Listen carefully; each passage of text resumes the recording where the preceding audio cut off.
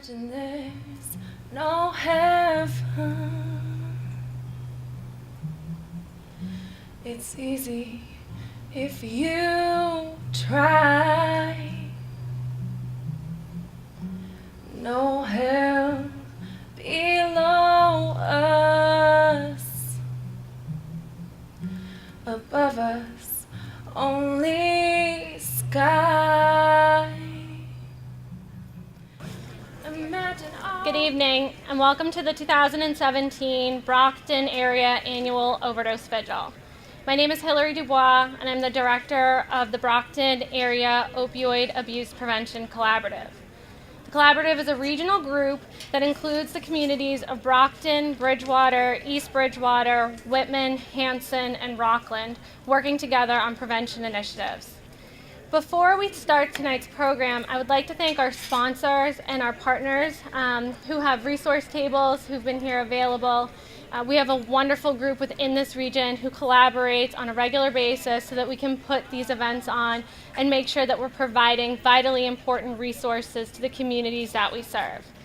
That includes BAMSI's Cope Center, Bridging Lives, the Champion Plan, the Gandara Center, Gosnold, High Point, Learn to Cope, Independence Academy, Massasoit Community College, who has graciously offered us their space for this evening's event, the City of Brockton's Mayor's Office, the Plymouth County District Attorney's Office, Stairway to Recovery, South Shore Women's Resource Center, South Bay Community Services, Teen Challenge, Whitman Hanson Will, The Y, and more. So thank you so much for all of the resources you've provided for this evening. So before we get started and really get into our speakers, I want to just go over some of the basic business of tonight. I would like to ask everyone if they could just please take a moment with respect to the sensitive nature of tonight's presentation and silence your electronic devices. Additionally, restrooms are located under the green awning and then to your right. There's waters available. We will be passing out candles later. And with that, I would also like to acknowledge Senator Mike Brady and anyone else that I've missed. We appreciate your involvement in tonight's event. So with that, it is my honor to welcome up to the podium the Mayor of the City of Brockton, Bill Carpenter. Yeah.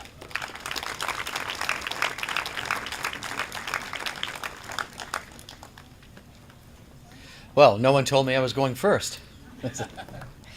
I'll be brief. First of all, Mr. President, Charlie Wall, thank you so much for hosting us again this year. This is a great venue. We appreciate everyone that's here. Hillary rattled off all the organizations that are here, and they're all doing great work. And I'm really proud of the Champion Plan that we've established here in Brockton, and in a year and a half, we've helped almost 500 people to somewhere around 700 admissions into treatment, folks that just have to walk into the police station and say, I need some help. And within 15 or 20 minutes, we've got someone there to get them through the process and get them to wherever they need to get to. So I love Peg and everyone at Champion Plan, and I really appreciate everything they're doing. And obviously everyone here has been touched by this crisis in one way or another. And so if you know someone else out there who's struggling, just give them the phone number to the Champion Plan or point them towards the Brockton Police Station. The Champion Plan, although we're in Brockton, is really a regional plan. Close to half the people that we help with the Champion Plan are not Brockton residents. So if there's one thing we know about this crisis, it doesn't know where the city or town line is, and it doesn't discriminate, and it doesn't matter if you're rich, poor, white, black, speak English, don't speak English.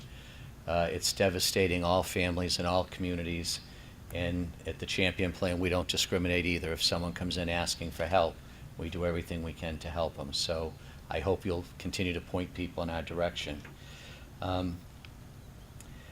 It's my 4th year as mayor now. So most annual events get easier for me as we go along because I've done it before. Sometimes I can almost remember what I said last year, and if it's different people, I can get away with it again.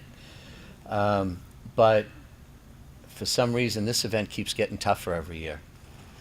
And it's just because I know that every year we come, there are more people being remembered than there were last year. In the city of Brockton alone last year, 105 deaths due to overdose suspected. 105 lives lost just in our city. And those aren't all Brockton folks. Those are folks from the whole region, the whole area. But when I come to this event tonight, I just think for me, tonight is about reminders. When I come tonight, it allows me to put some of the other stuff out of my head for a little while and really think about why we're all here tonight. And it reminds me of things. So, I mean, we're all here to remember those that have been lost, and that's the number one reason we're here. And it reminds me about that. It also reminds me that for the loved ones that we've lost, you know, their pain and suffering is over. There's lots of loved ones that they left behind whose pain is continuing, and we got to remember them. And tonight also reminds me that that we've got a lot of folks still struggling on a day-to-day basis, and we need to be doing everything we can to try to help and support them and get them healthy again. And it reminds me that all those folks that we have out there tonight that are struggling all have families and loved ones. And I think sometimes we want to put all the focus on the individual that's struggling, and I just think sometimes we also need to think a little bit more about their families and loved ones who are also suffering and need support, need help, need to know they're not in it by themselves, and need to know that it's okay to talk about it. It's okay to acknowledge it. And I think that's probably maybe one of the few areas I can see where we've really made some progress in the last 8 years. Because when I started advocating on these issues about 8 years ago, I couldn't get an elected official to say the word heroin out loud if my life depended on it. And at least now today, you know, we've got a Republican governor and a Democrat attorney general who work together on this issue. Because if there was ever a nonpartisan issue, this is it. You know, this is about families and saving lives and quality of life and making a difference.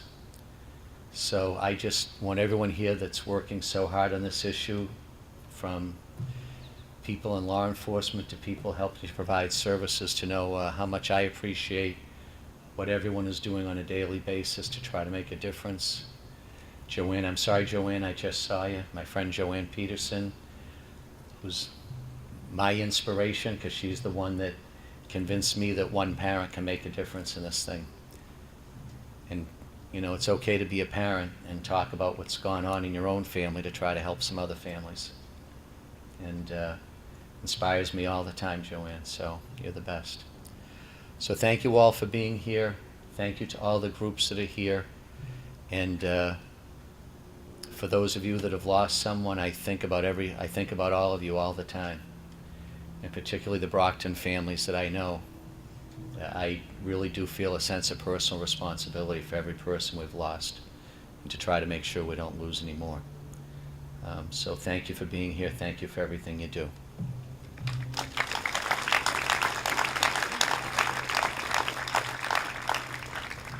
Thank you, Mayor Carpenter. My name is Amanda Sandoval. I'm the Assistant Director of the Brockton Area Opioid Abuse Prevention Collaborative. I would like to welcome up District Attorney Tim Cruz.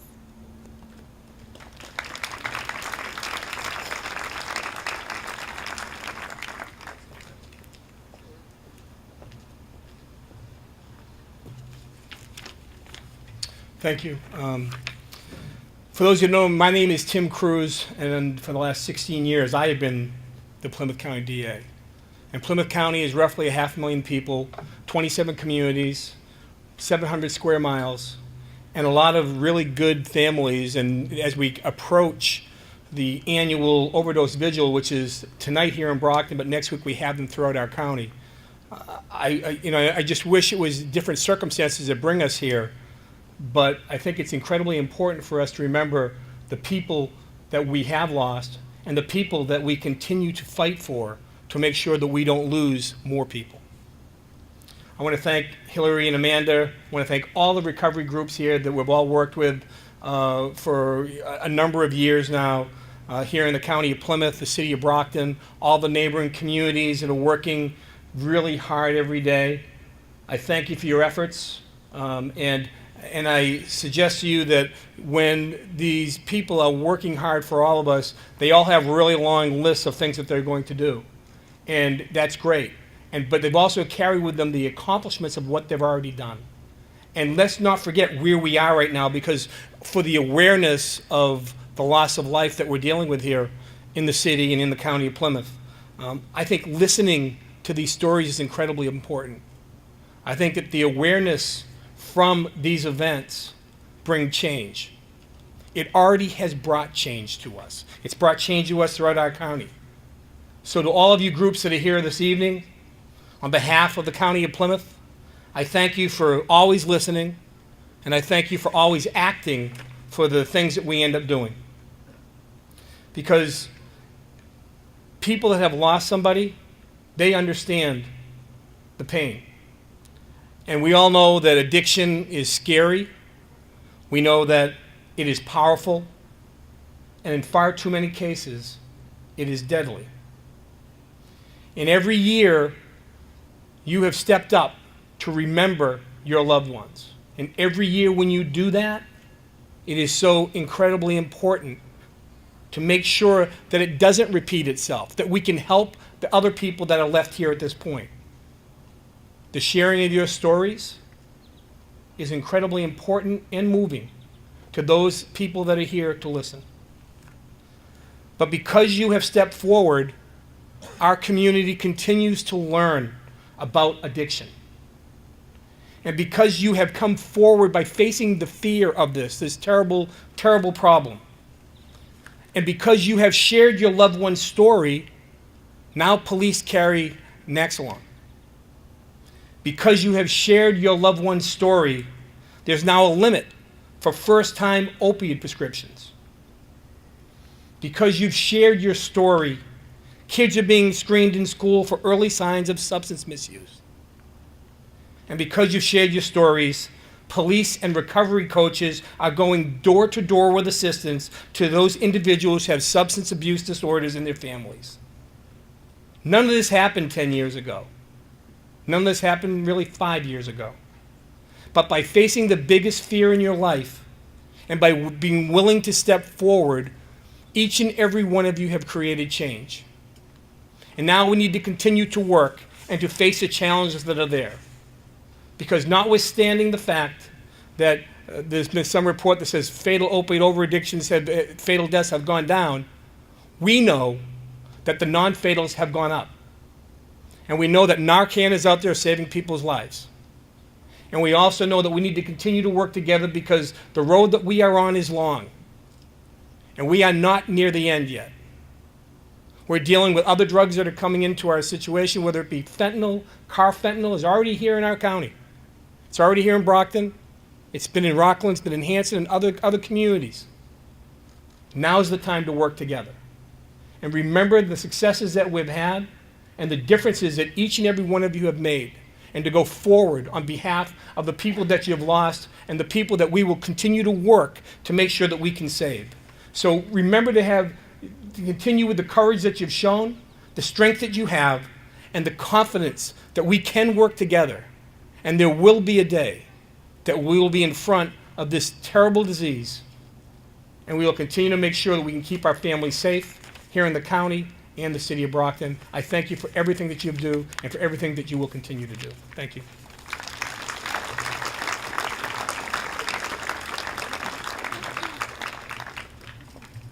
Thank you, Tim. So, sort of before we get into the bulk of tonight's presentation, I wanted to talk a little bit about sort of what goes into our vigils. An enormous amount of time and planning goes into every year, us learning from experiences from the year previous, us considering feedback from community members and folks online, and trying to really think about how we can do a better job, how we can be more effective.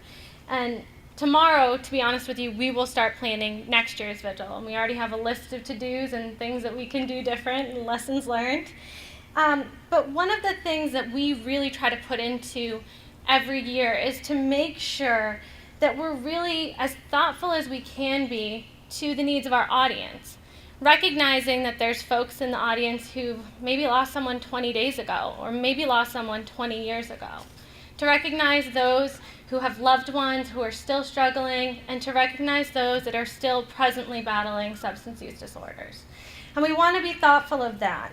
So our goal really is to create a safe space for people to come and to feel whatever they feel, to mourn, to grieve, to be in a place where they might be afraid, that they might not know what to do next.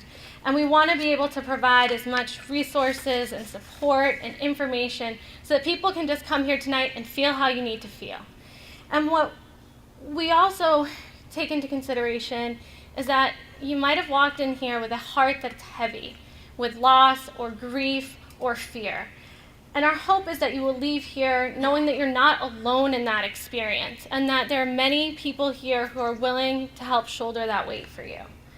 We also want to recognize that everyone who's here might be in a different place within their grief. It might be fresh, it might be palpable, it might be visceral, it might be a dull ache that they carry with them each and every day. And we want to make sure that everyone knows that they're supported here and that we're extending our hands and resources in all that we do tonight. When you lose someone, the experience of loss is individual.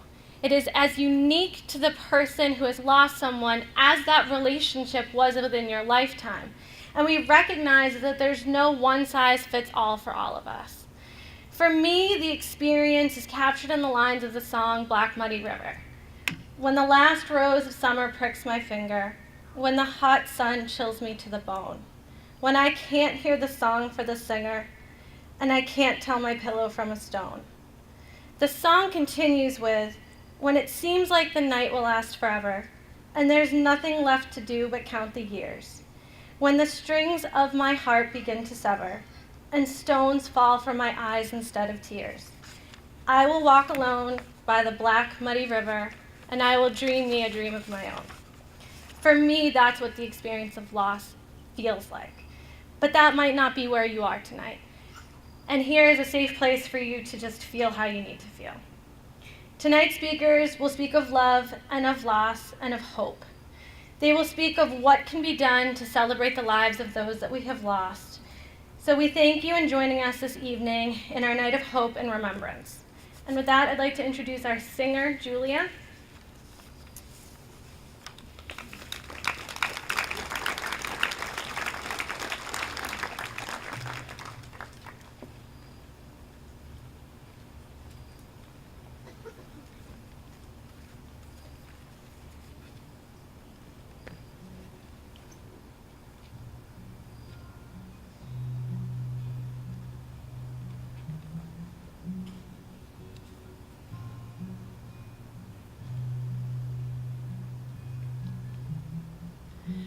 Imagine there's no heaven. It's easy if you try. No hell below us. Above us, only sky. Imagine all the people living for today. Imagine there's no country. It isn't hard to do. Nothing to kill or die for, and no religion too.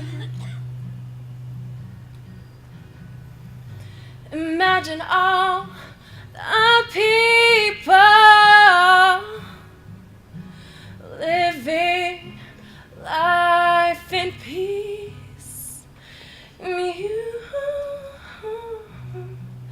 You can say I'm a dreamer, but I'm not the only one. I hope one day you will join us, and the world will be as one. Imagine no possessions. I wonder if you can. No need for greed or hunger. A brotherhood of men. Imagine all the people sharing all the world.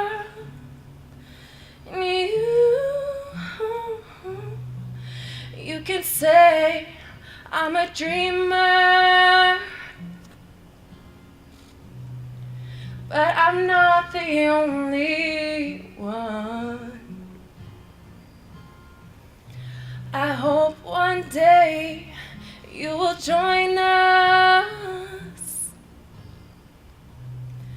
and the world will live as one.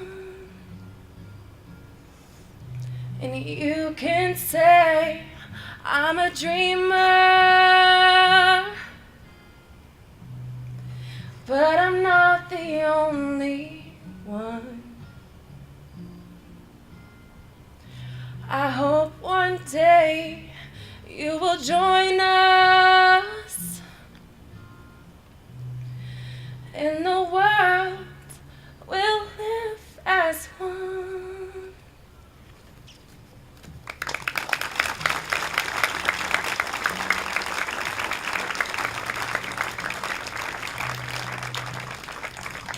Thank you so much, Julia. That was beautiful. I'd like to invite Marielle up.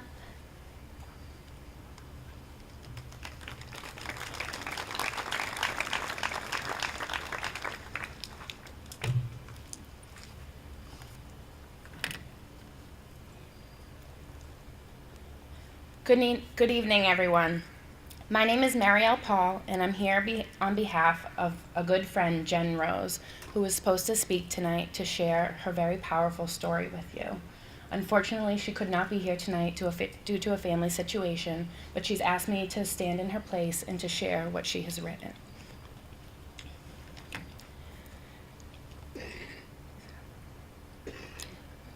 To the addict spouse, I see you, I hear you, I applaud you. You are strong, you are brave, you are courageous. You stayed when you didn't have to. You cared when others didn't. You fought when others walked away, and you never gave up. You had a choice to stay or leave. You stayed. You have little to no support from family or others who could not possibly understand the path you walk. And that's okay, because this path is your path. You know what you have to do for your family, and you do it. You do it with little to no help. You do it when you're scared beyond your wildest nightmares. You do it with a full-time job. You do it raising a child or multiple children. You do it while others are watching, wondering, talking about what may or may not happen. You do it with dignity and grace. You do it through the stigma, the judgments, the snickers, the court dates, the jail time. You do it with a smile on your face, hope and fear in your heart, and you do it with class.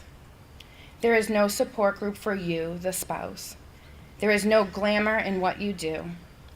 You listen for a loud thump. You search for used or even new needles. You turn your house upside down looking for the drugs. You defend your spouse and your family. You pray the day you find your spouse dead never comes. You cry behind closed doors. You fight. you stay.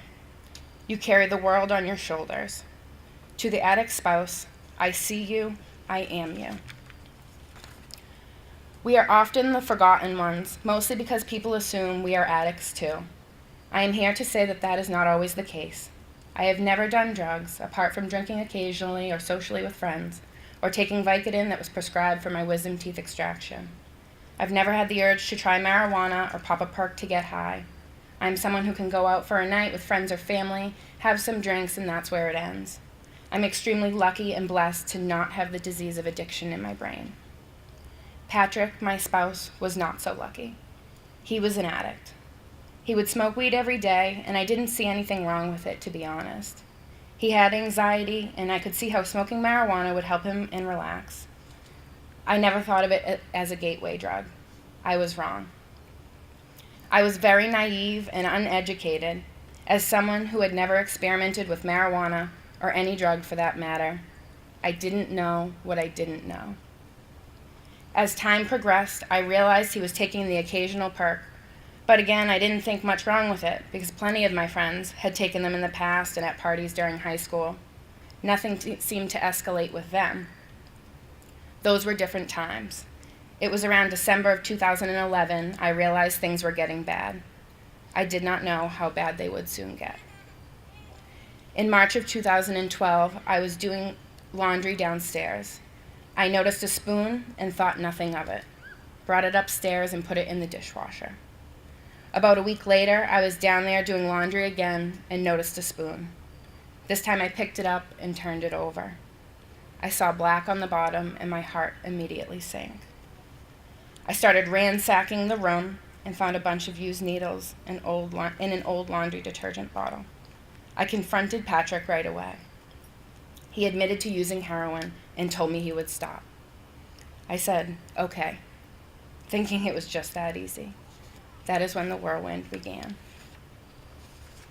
I should have known better since my brother-in-law James also battled addiction, and I had the wisdom from my mother-in-law Anne.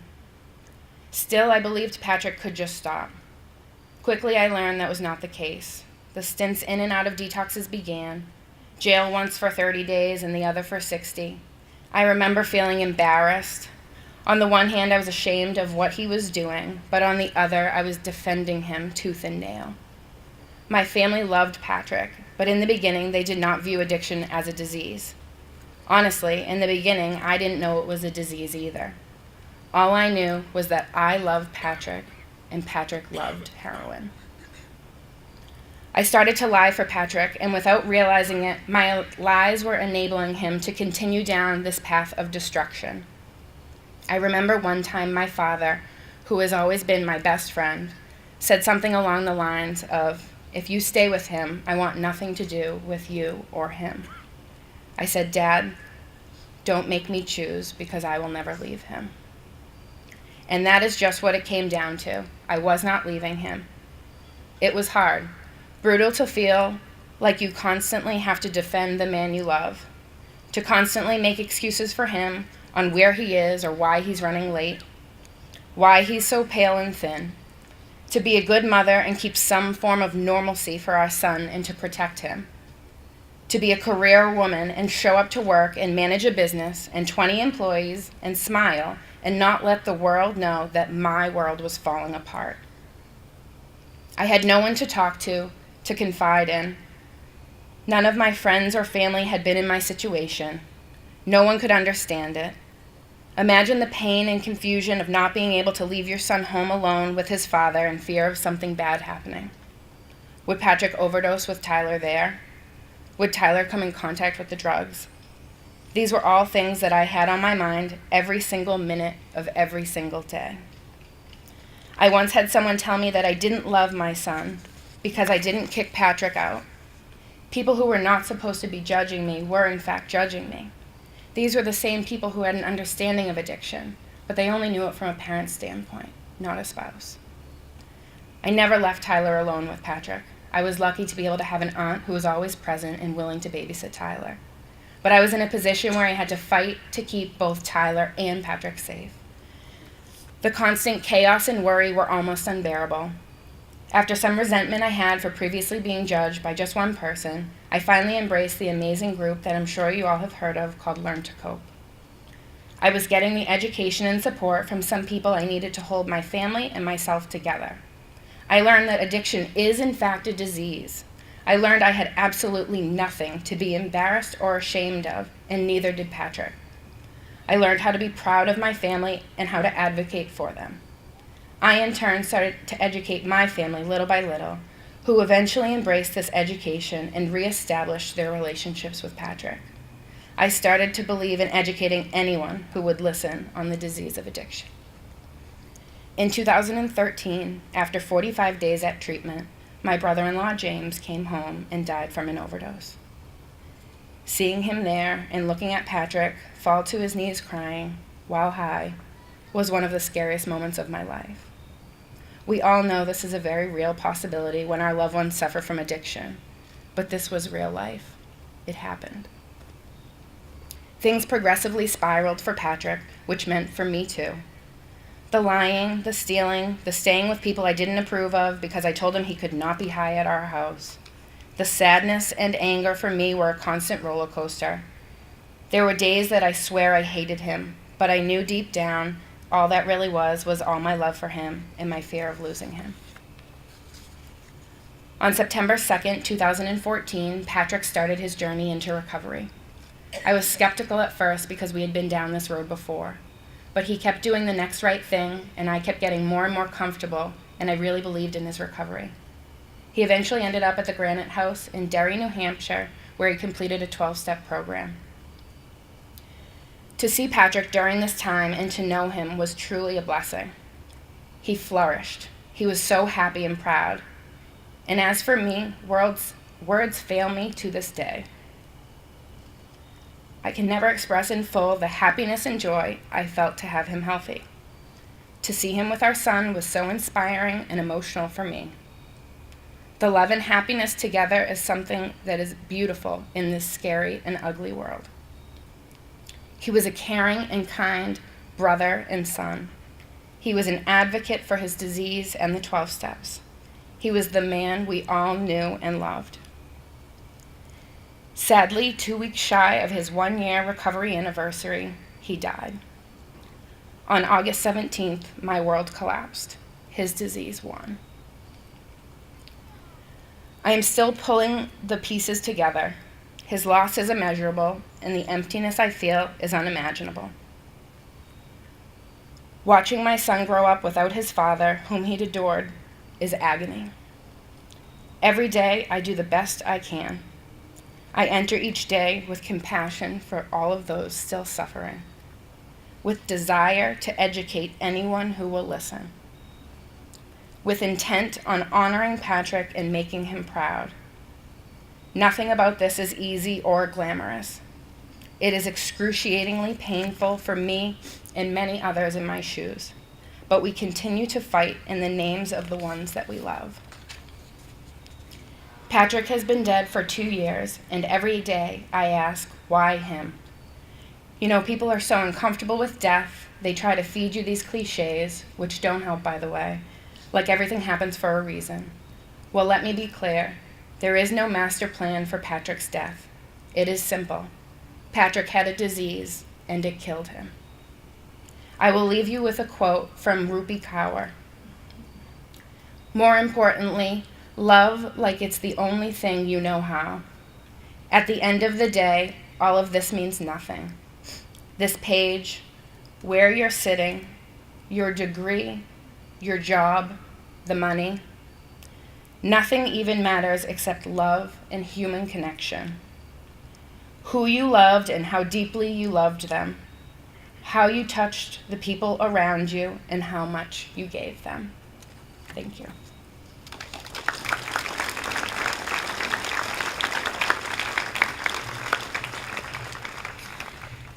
Thank you, Marielle. I'd like to invite up Tara.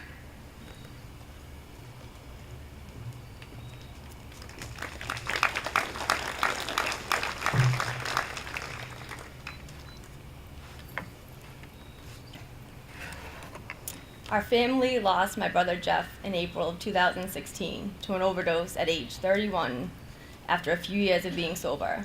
He was the most amazing person and my best friend, and I've been doing everything I can to help fight in his name against this epidemic, to save anybody else from this pain. I struggled putting words together for this event. For once in my life, there was not a novel coming. Nothing was feeling right. I even joked with my friends that I was calling on my brother to use his powers to send me a speech. It hit me later that night that I've had the words for a while now. His words. After he passed, I found a printout of a song or a poem he wrote for Lance Fisk, a friend of his that passed in 2009. I thought it was so powerful that I even had it published for him. I got the chills because what he wrote was so perfect for this event. Not only does it honor a friend, but he speaks so honestly about addiction, putting into words what many cannot. It reads like he's speaking to a crowd, this crowd. I felt like this is why I found this. After contacting Lance's family to let them know that I was doing this, I realized Lance passed on August 23rd, 2009. Yesterday was the anniversary of his passing. My brother wrote this the day after Lance passed on August 24th, 2009. Today is also August 24th. So 8 years ago, today, my brother wrote this. If that wasn't amazing enough, he references this in the second line of the poem. He's probably laughing at me about all the signs he was giving me about realizing what day it was. I can see him shaking his head and giving me that smirk. I wasn't sure how to open this, but what better than his own words he wrote when he shared this on Facebook in 2009. I will read his caption. This is dedicated to anyone who's ever lost somebody they love, and to anyone who battles addiction. I pray for angels to watch over you. I love you all. Helpless. Life's on the line, each time's a risk. Yesterday we lost Lance Fisk. I'll say my piece and shed a light to a disease in which many fight. I won't expect you to connect. Please just listen and show respect. Summers ago we played baseball, seen him in the halls each fall. Sacred Heart, East Junior High, amiable, our last goodbye. Although his life came to an end, I'm glad to say he was my friend. Unless you have been to this dance, you've got no idea what took our Lance. A life of suffering, a life of pain. He's in the sun, out of the rain. How long can I carry this burden? Life's full of triggers, relapse is certain. The music, the TV, the friends in the town, the guilt and depression start bringing me down. Each time I slip, the less you pity, I find my answers downtown in the city. I need your love now much more than you all know, but I have no strength to tell you all so. All it will take to end this long war is one lost fight and you'll see me no more. I wish this pain would go away. I hope that things will end okay. But truth be told, my body's cold. This disease of mine is getting old. I'm helpless without friends and fam, struggling to hold on to who I am. I don't know why, I don't know how I'm supposed to deal with all of this now. So time will tell my story now. I've lost the strength to help myself. I'm helpless. I beg to have a normal life, friends and family, one day a wife. Yet I am plagued by sins and lies. It's my own friends who now despise. The man I am, what I've become, no faith in me to overcome. A broken bond, a choice all theirs. Friends who had justified fears. I understand, no right to judge. It's me who sinks inside the sludge. Your backs are turned, your eyes are closed. It's all my fault, this life I chose. The blame is cast, I've been shut out from my mistakes, my different road. No sins forgave, no lies ignored. They split from me on their accord. I never chose to cross my friends, but they're still gone and now I fend. All by myself, try not to cry. I carry on, but rather die. Inside I shout, inside I scream, you do not know the hell I've seen. No one to share my sorrows with, no one to split this henny fifth. I don't know how I've come this far, restless nights under the stars. I've slept some nights out on the street, I've slept sometimes up on my feet. The things I've seen, the things I've done, not much to boast, life on the run. When sunlight shines, I want to stay under my sheets and fade away. I want to quit, I really do, but every day I have the flu. Each day alive, worse than before. All muscles ache, whole body sore. I get on up and get the cure. I guess tomorrow I'll stop for sure. My life comes first, before my feelings. Self-medication for instant healing. This is my life, but I hope I'm wrong. A bad nightmare, which lasts too long.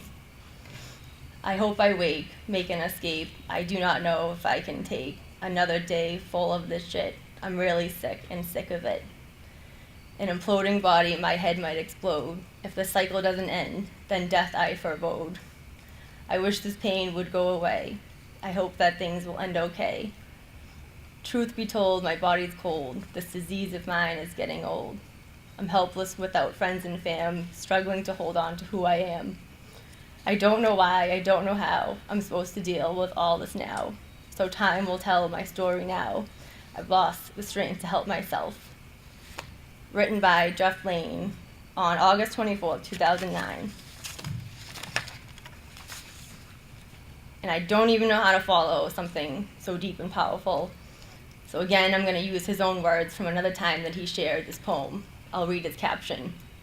Read this in memory of Lance Fisk. It is a touching piece on my childhood friend who I grew up with on the east side, playing Little League baseball. Do your part, people, and help others in need. Never turn your back on those you love, because tomorrow you may not have a chance to. Help prevent another tragedy from occurring, and help yourself. How many of our peers must go down from this disease? And this is even more true today. I couldn't even look up how many we've lost since my brother wrote this in 2009, and now he is one of them. I know he wanted me to read this here today, in 2017, when maybe more people will take the chance to stop and listen.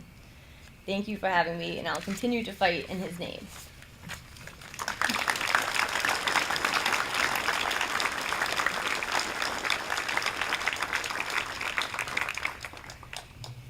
I'd like to welcome up Diane.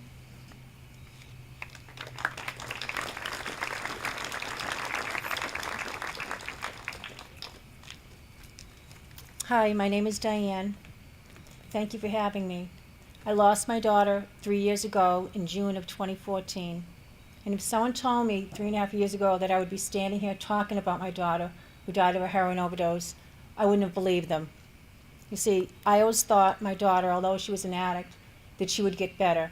I had this feeling that even though she'd be used, and that somehow, some way, she would stop and become normal again. Realizing that when I look back on how wrong.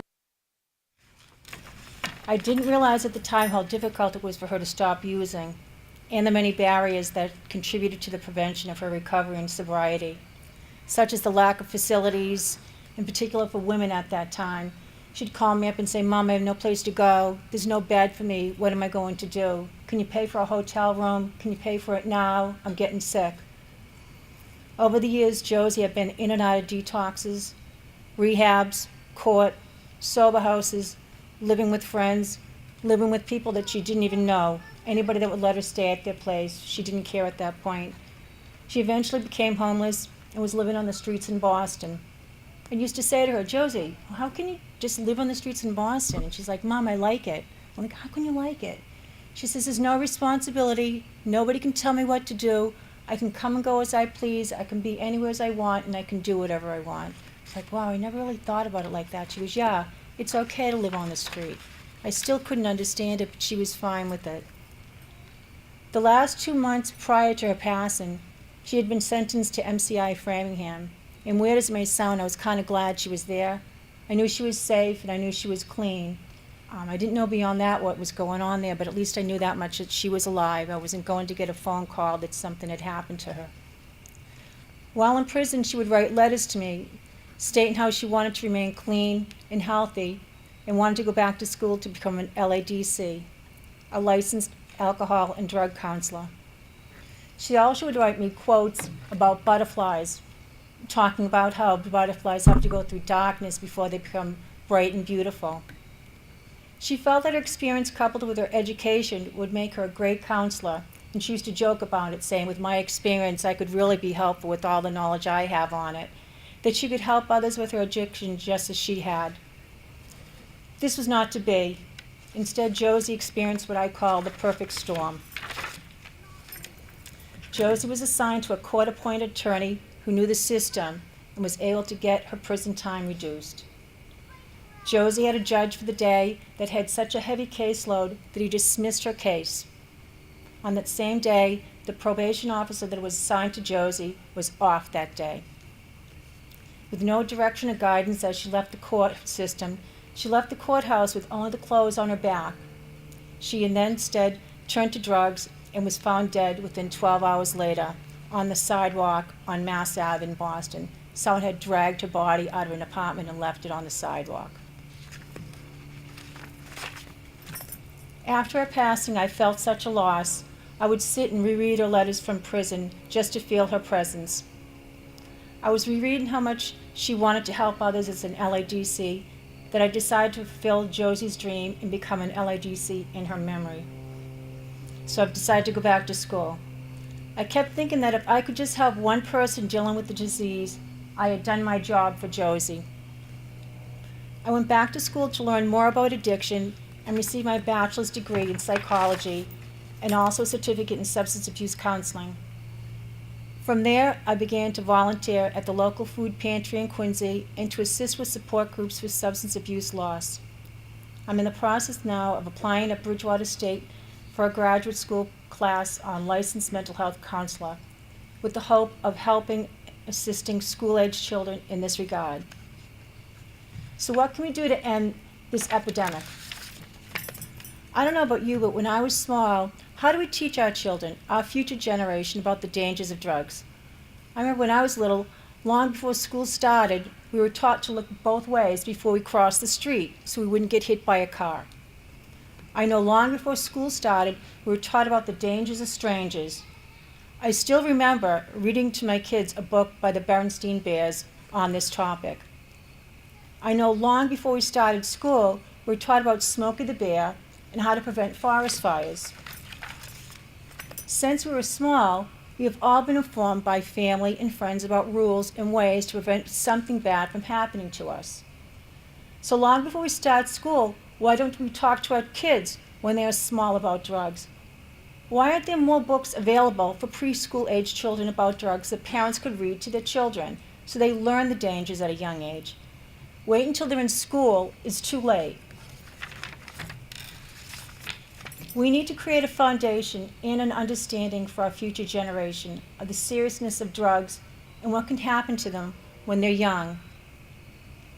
We need to take our loss and transform it into energy to save our next generation and the generation after that from this terrible epidemic. Thank you.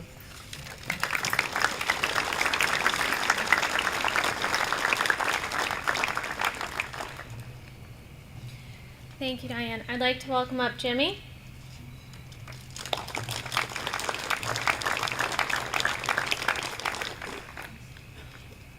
I'm an addict in recovery, and my name is Jimmy. And I didn't really know I had to write anything. I had no idea. I'm watching everybody come up. They got the papers. I'm like, oh, man, what did I do? But I guess the best way to handle this would be to speak from the heart. My sobriety date is April 17th, 2015.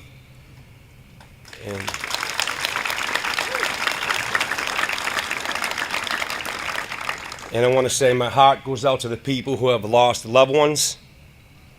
I had a really, really wonderful stepfather that just could not get this and took his own life, committed suicide in 2003. So I understand what it's like to feel that. I grew up in South Boston, born and raised, and my father was an alcoholic. My mother was a drug addict. He couldn't get it.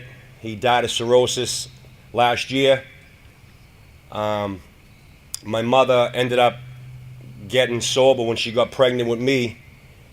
And fast forward, years down the line, me, my mother, and my stepfather experienced the horrors of active addiction together. Never thought that I would see that day coming. She celebrated 15 years this summer, which is a beautiful thing. And I just want to truly say that I want to thank you guys from the bottom of my heart for allowing me to be a part of this experience. You just never know what's next, what's in store, and I kind of like that. I kind of like not knowing what's next. If you asked me 2.5 years ago if I would be speaking at a vigil in Brockton, I wouldn't have had an answer for you. But I want to say I'm truly blessed through the power and grace of God. And I'm not going to apologize for that. I'm a true believer in God. He swept me off my feet April 17, 2015.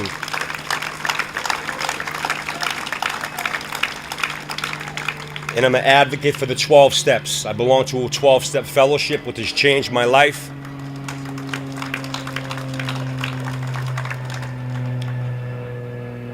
And there's no better job to have than to work for God. And he blessed me with the opportunity to work in treatment. When I got sober,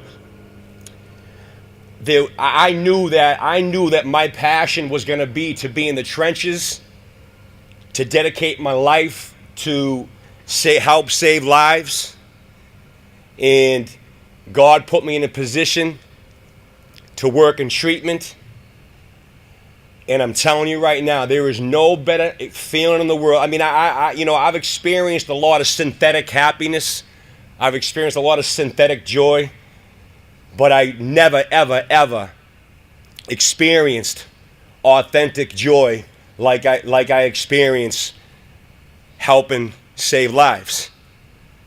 And I'm going to continue to dedicate I work 55 hours a week in treatment, and when I leave work, it doesn't stop there. I carry it out into the streets and do the best I can to be of service. And like I said, I'm going to continue to be in the trenches and sacrifice and dedicate my whole life to doing what God would have me do. At least I know when the day comes when I have to face him, I can look him dead in the eye, and I know he's going to say, "Job well done."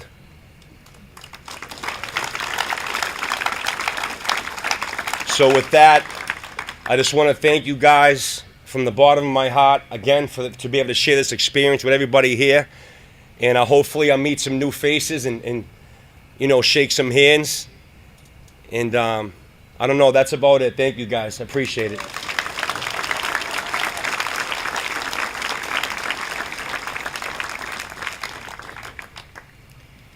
And I'd like to welcome up our last speaker, Paul.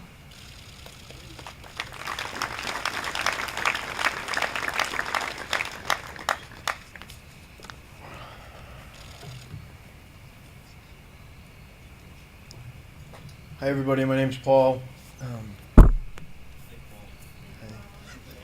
Thank you. Sometimes I get swept up in the emotion, so you guys can join me or you don't have to. I just like to invite everyone just for a quick minute of silence, maybe send some good intentions out to everybody that maybe isn't here.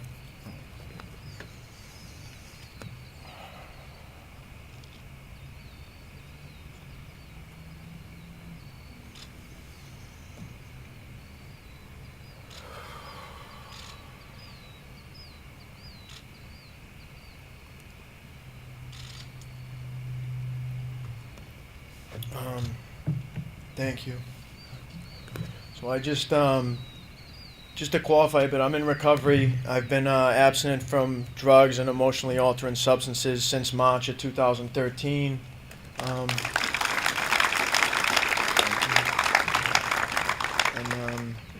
With a lot of help. But just as far as touching on, I appreciate, I'm humbled to be able to have an avenue to actually speak And thank you for everyone that put this on and to create this space. So whatever brought us here, we can come together and share in this experience. I'm someone too, as I've used drugs with family members. I've lost 3 people that had intimate relationships with over the last 2 years. So I know that feeling of getting that call and having the wind knocked out of you.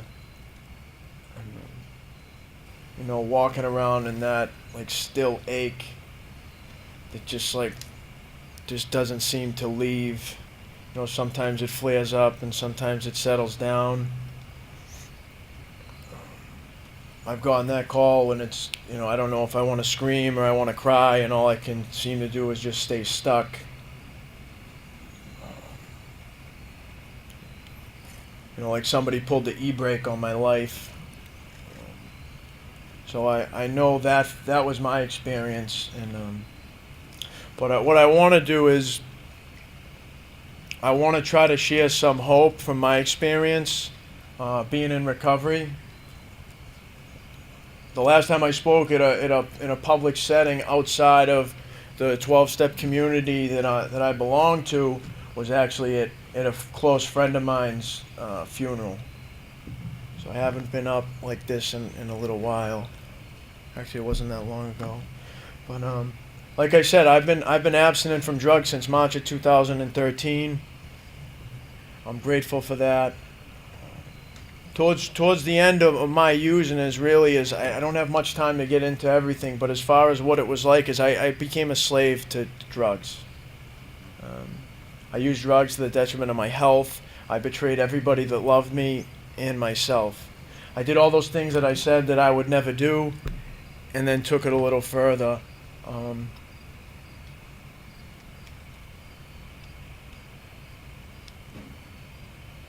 I really was a slave. I did things that I never thought I would do, and why? I mean, as far as if you would look back before I ever even used drugs, I mean, you would have never expected me to end up like that.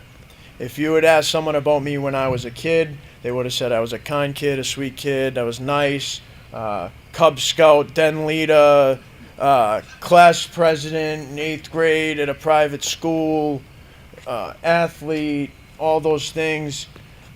Someone that if you were a parent, you would want your kids to hang out with somebody like me. So how did I end up, years later, a slave to heroin and cocaine, betraying everybody that loved me, including myself, going through, that circuit of, in and out of different facilities, housing, not housing. Just that, running the gamut. How do I end up like that? And the truth is I have to look back as to, that's what I let drugs do to me. So to really make sense and to shine a little light on this, and maybe a little awareness to the experience of someone that suffered from addiction is, why did drugs do that to me? It doesn't make sense to anybody from the outside looking in. But from the inside looking out, from my experience would be is I'd have to explain to you is what drugs do for me. What do they do for me? And I look back, and a lot of this is in retrospect. I couldn't have told you this 5-10 years ago. This is from doing some work. And to be able to see is the truth about me was I never really experienced myself how other people experienced me. That sweet, kind kid that you would want your children to hang out with, I didn't feel that way. I didn't experience self as that.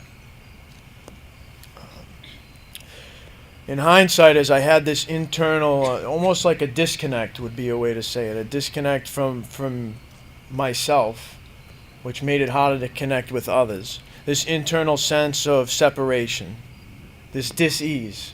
Right? This condition that seemed, later on, if I would define it as a condition that separates me from health. So I see this internal dis-ease, and what I see is when I started to use drugs, it closed that separation. It closed that distance, and I got to experience myself better when I had something inside of me than as if I didn't. Like a story is sometimes when I'll talk to families, is how to explain it is when I was younger, and I failed an eye test at school, and I failed an eye test, and I'll try to speed up. I don't want to go into too much of a story because I know we have more important things. Just to try to give you a little understanding from someone that had suffered from an addiction for years, and I related to this story came to mind, and sometimes when I explain to people who don't have this disease, it was like when I failed an eye test in school and I was forced to go down and get my eyes checked, and I was going to need glasses, and I remember I went and I was crying and I was sad. I thought I was going to have no friends. They were all going to make fun of me. No one would want anything to do with me, and I had to tell my mother, and she took me down to the square in the city that I'm from, and we went down and she took me in, and I had to get fitted for the glasses, and I'm like, I'm a loser. Nobody's going to like me. And I remember stepping out into the square, and I remember, I was like, I don't even need glasses. And I remember I opened the door and a bus drove by. And I was like, whoa. And what I didn't realize is that I couldn't see, and that now I could see, and I saw the color yellow for the first time. I saw the greens in the trees. I could not see. And what happened is I couldn't live without those glasses anymore. When I took them off, I felt I was uncomfortable. And that's what it was like when I started using drugs. It was like I could see things a little bit differently. It wasn't so blurry. I made a little more sense to myself. I had a deeper sense of comfort. Like drugs gave me ease and comfort from that internal dis-ease that I had. It was like, and when you would take the glasses off and that distance would get greater again, it wouldn't close that distance, I would get further dis-eased. And I would get restless, I'd be irritable, and I'd be discontented. I'd be uneasy, easily annoyed, and I wasn't satisfied unless I could have that experience again. So fast forward, is not to drag it out, as I went to lengths to attain that effect that was produced by the drugs. And in pursuit of that effect, I stepped on a lot of toes. And I sought that, and I sought that, and I sought that until slowly it no longer closed that gap. It only made it greater, and then now I have a habit. And I try to stop, and somewhere along the lines I lost the ability to choose whether I'm going to put the glasses on or not. I wasn't able to stop myself from doing that. Because my mind had acquired this strange mental twist around the effect that was produced, so when internally I was experiencing uncomfortability, I would pick up. I wasn't using drugs for recreational reasons. It was more medicinal for me. And that's my experience. Fast forward is when I told you, it really was an answer to a problem that I had that I was unaware that I had, like I mentioned to you with the glasses. So I'm unaware of a lot of these things. I woke up to this later on. I didn't really understand what was wrong with me. But later on, and through active addiction, when that weight was no longer taken off my shoulders, and the thrill was gone, and I no longer was obtaining that effect of the ease and comfort, and consequences were building, and I couldn't stop, I knew I was in trouble. I knew I was in trouble. I love music. I could no longer hear music. The food that I ate had no flavor. My feet were really heavy. It was like I had a backpack of weights on. And the only way I could get that weight to lessen was to pick up. And then when I would pick up, eventually the weights wouldn't come out of the bag and I couldn't stop. And I'd make decisions, I'd make resolutions. I'm not going to do this anymore, and I'd check in somewhere if I was fortunate enough to go somewhere. And I'd say, I'm not going to do it, I'm not going to do it. And then I'd get out, and the further I get away from my last one, the more dis-eased I would get. And that went on and on and on and on, and I can't sum up over 10 years of addiction in under 10 minutes. But that was over and over and over and over again. Until finally, I got to a point as I didn't think there was any chance of recovery for me. I didn't think there was any kind of abstinence for me. I had tried many other approaches. I react adversely to synthetic medications, as I have a hard time controlling and managing them, and I tried many different avenues, and I just thought the only way out for me would be death. I got to a point, and I had had near suicide attempts. I had slept with with a gun under my pillow. I couldn't, and that was for comfort, that I knew when it got bad enough, and I ended up picking up, and it would get bad enough, is that I would check out. And somehow, is when I was finally separated from heroin and cocaine for the last time, is something that happened. And as far as to bringing it into recovery, is I was really beaten, and I was out of reasons to believe in me. I was knocked down, and it wasn't the first time I was knocked down. I was beaten, and something happened. And I just opened up a little bit. And I was brought to my knees, and I don't know, somehow my heart opened, and I looked up, and I some people call it a prayer, and I just asked for help. And someone came into my life, and he was a member of a 12-step fellowship. And I had attempted to go to integrate into community in the past, to try to share, be around people that shared a common problem with me. And I didn't seem like that. The further I get away, the further disease I get, and by the time I couldn't even participate, because I'd be using, I'd have that mental twist, and I'd be gone before I could even get involved. And something was different. And he talked to me about, getting down to causes and conditions, and really looking at what was going on inside of me, and taking some action. And that the elimination of my use and the elimination of the drugs was going to be a beginning. And if I was willing to take some action on that, as I could have an experience, and that experience would help me to recover. I mean, we do recover, right? And what happened is I admitted that really is, someone had said to me, self can't save self from self. And my experience had shown me that. I didn't think that I could go, I knew that I couldn't save myself from myself. So I reached out, someone reached out to me, he helped me. And I looked at these things, and I faced the things that were blocking me from recovery, from the power that I needed. Why my resources, why my mind was failing me internally, what was going on with that disease. And by taking this action, by taking these steps, I recovered from that hopeless state of mind that kept bringing me back to that first one, which set me on that cycle. And through that is I started to experience an internal sense of peace, an internal sense of purpose and direction. And I was really moved into a way of life that really gets better as time goes on. Not to say that life circumstances don't happen. Buried my father from an overdose, maybe 2 years ago. Childhood friend who I spoke at, I was a few months, I'm not good with dates.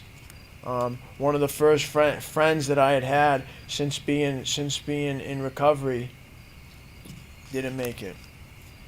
So those things happen, but I can still experience happiness in recovery, being recovered from that hopeless state of mind, having hope, having purpose, having direction, being able to help others.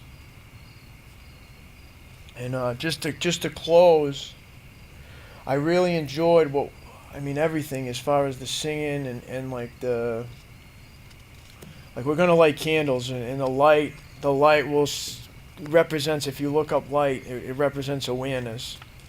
And if you look into stigma and where that comes from, is stigma was something they used to brand slaves with, so that was their property. So like there's a stigma around talking about this, or there's a stigma to what you got to do to recover and things like that. And that's a brand we'll put on things. My experience transcends those things, but we can maybe light these candles, send out some intentions, bring each other together in a spirit of love and healing, and turn the tides, or it starts here. I know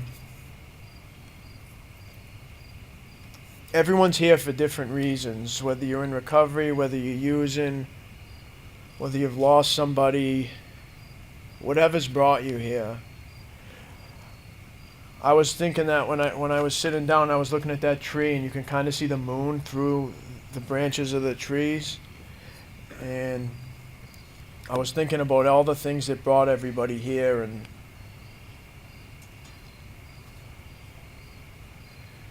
if you can think about it for a second, is that whatever brought us here, each thing brought us here, through all that pain, some sort of pain or suffering drove you here, and it brought us together to heal together in community.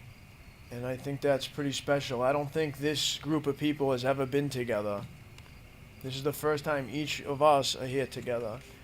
And I don't know if that touches you, but I know it's touched my heart. So I just want to thank you for letting me speak.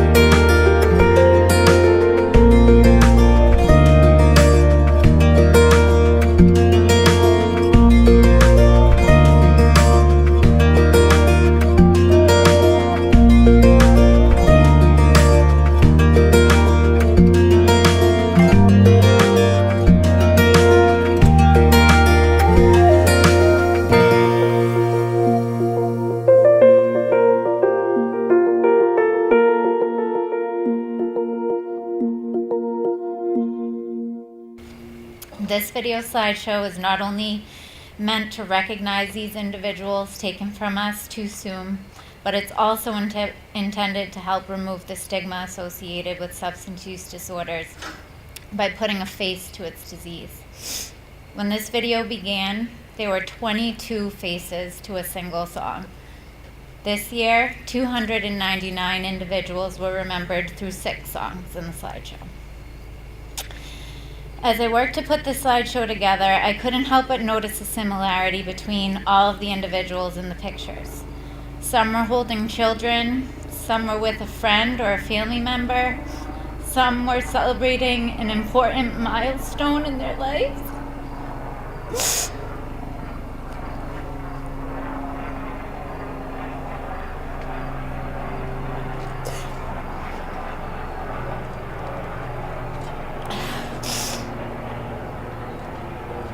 But almost all of these 299 individuals were smiling. So we hope that tonight, can't read through my we hope that tonight, as you watch this video, you remember your loved one in their best moments, not defined by their addiction. We hope that you remember their sense of humor,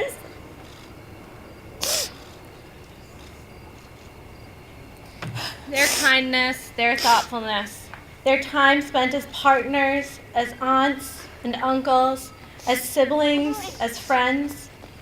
Although these people have been taken from us too soon, we hope that this time allowed you to reflect on all the positivity that these people brought to the world. While writing this speech to close out our vigil tonight, I was reminded of a quote by Lily Tomlin. In this quote, she states, "I always wonder, why doesn't somebody do something about that? And then I realized I am somebody." As you leave here this evening, we encourage you to recognize the importance of your voice in preventing this epidemic from continuing, and the importance of you sharing the stories of your loved one's battle with substance use disorders. This could be as simple as explaining the disease of addiction to someone, or as large as becoming part of your local community coalition. Regardless of how big or how small the action is, they are all vitally important to creating change. In the name of the loved ones we have lost, and with the hope of those in recovery, and for all of those still suffering, we continue to persevere. On behalf of the Brockton Area Opioid Abuse Prevention Collaborative, which is the longest title ever, we thank you so much for joining us this evening, and we hope we will see you next year. Thank you.